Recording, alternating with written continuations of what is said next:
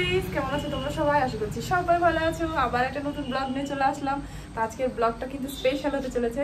এখন বর্ষাকাল, তোমরা সবাই জানো, আর এখন প্রচুর পরিমাণে ইলিশ উঠেছে। তাই আমরা ইলিশ এক্সপ্লোর করার জন্য একটা নতুন জায়গাতে যাচ্ছি, একটু ভিতর দিকে, গ্রামের দিকে বাজারটা, কিন্তু এখানে খুব ভালো ইলিশ পাওয়া যায়। চলো সাথেই থাকো আর দেখতে থাকো, তোমাদেরকে নিয়ে যাই। Hello guys, my name is Sarat Mondal আর এটা আপনার ক্লাস।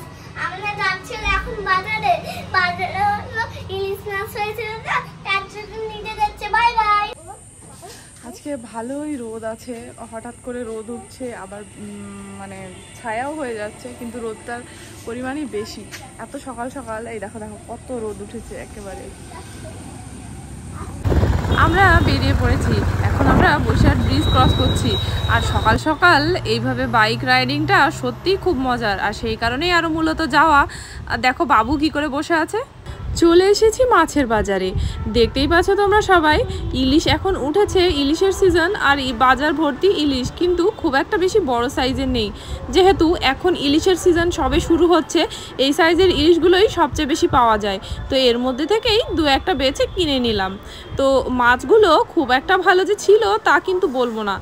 ইলিশ মাছের পাশাপাশি এখানে ছিল পুকুরের একেবারে টাটকা টাটকা অনেক রুই মাছ এবং অন্যান্য আরও বিভিন্ন ধরনের মাছ। তার মধ্যে এই যে এই মাছটা দেখছো, এটা হচ্ছে ব্ল্যাক কাপ, এখান থেকেও কিছুটা নিয়েছিলাম।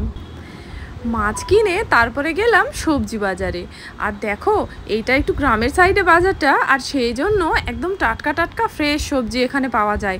দেখেই মনে হয় যে এক্ষুনি মনে হয় গাছ থেকে তুলে এনেছে। বাজার টাজার কমপ্লিট করে আমরা পাশেই একটা পরোটার দোকানে গেলাম, আর গিয়েই অমনি পরোটা অর্ডার করে দিয়েছি। দেখতেই পাচ্ছ ইনি কিন্তু খুব ভালো পরোটা বানায়, আর সেই জন্য আমরা এখানে আসলে এই দোকান থেকে পরোটা খাই।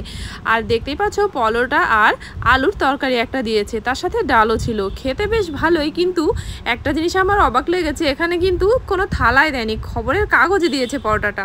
সব কেনাকাটা করে এবার আমরা বাড়ির উদ্দেশ্যে রওনা দিয়ে দিয়েছি।